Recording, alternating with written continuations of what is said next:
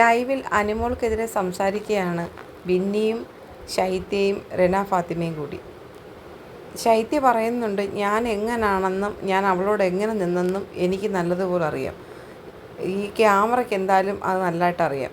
പിന്നെ പുറത്ത് ഉള്ള ആൾക്കാർ എന്ത് പറഞ്ഞാലും അത് എന്നെ ബാധിക്കുന്നൊരു വിഷയമേ അല്ല. ഞാൻ അതൊന്നും കാര്യമാക്കുന്നില്ല. ഞാൻ എങ്ങനെ അവളോട് നിന്നതെന്ന് എനിക്ക് നന്നായിട്ടറിയാം.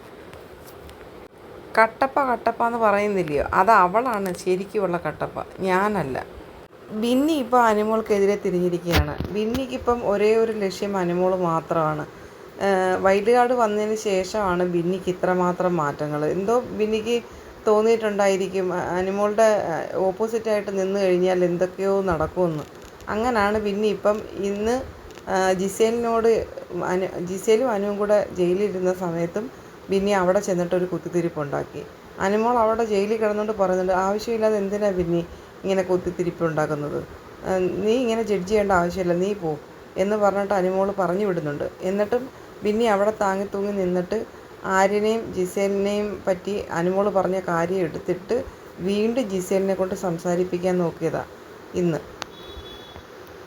ഇപ്പം ശൈത്യയോട് അനുമോളുടെ കാര്യം പറഞ്ഞിട്ട് വീണ്ടും അനുമോളുടെ ഒരു സബ്ജക്റ്റ് തന്നെ എടുത്തിട്ടിട്ട് അനുമോളെ പറ്റി ശൈത്യ ഓരോന്ന് പറയുകയാണ്. കട്ടപ്പ ആണെന്നാണ് ശൈത്യ ഇപ്പോൾ പറയുന്നത്. ശൈത്യയ്ക്ക് ഇതുവരെ ഉണ്ടായിരുന്ന ഫ്രണ്ട്ഷിപ്പ് ഒന്നുമല്ലെന്നുള്ള തെളിയിക്കുന്ന ഒരു സംഭാഷണമാണ് ശൈത്യ ഇപ്പോൾ ചെയ്തുകൊണ്ടിരിക്കുന്നത്.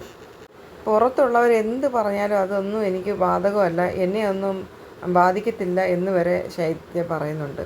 എന്തായാലും ഈ ആഴ്ചത്തെ എവിക്ഷനിൽ ശൈത്യ പുറത്തു പോയാൽ അത് വളരെ നല്ലത് തന്നെ ആയിരിക്കാനേ സാധ്യതയുള്ളൂ.